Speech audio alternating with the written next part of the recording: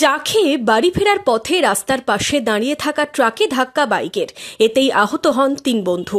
এর মধ্যে একজনের অবস্থা আশঙ্কাজনক। সোমবার সন্ধ্যায় দুর্ঘটনায় চাঞ্চল্য ছড়ায় হরিহরপাড়ার ডলটনপুর মোড় সংলগ্ন এলাকায়। জানা গেছে, এদিন সন্ধ্যায় ৩ বন্ধু মোটর বাইক নিয়ে গাড়িনামা এলাকায় চা খেতে যায়। সেখান থেকে ফেরার পথেই ঘটে দুর্ঘটনা। কারো মাথাতেই হেলমেট না থাকায় সোহন ঘোষ নামে এক যুবকের মাথায় গুরুতর আঘাত লাগে। স্থানীয়রা তাদের উদ্ধার করে হরিহরপাড়া ব্লক প্রাথমিক স্বাস্থ্য কেন্দ্রে নিয়ে যায়। সেখান থেকে সোহম ঘোষকে মুর্শিদাবাদ মেডিকেল কলেজে স্থানান্তরিত করা হয়। এই ৩ জন চা খেতে যাচ্ছিল গাড়িনামা মোড়ে। হরিহরপাড়ার বাসিন্দা সব গাড়িনামা মোড়ে চা খেতে। ডলটনপুর কারখানা মোড়ে ওখানে একটা লরি দাঁড়িয়ে ছিল, বাইক সাইড করে এর আগে লরির পিছনে মারে, যে রাস্তায় পড়ে যে সবাই ঘুমোটা ছিল। এলাকার মানুষরা এসে ওকে উদ্ধার করে নিয়ে হসপিটালে পাঠিয়ে দিয়েছে। আহতরা সকলেই হরিহরপাড়ার স্বরূপপুর মোড় এলাকার বাসিন্দা।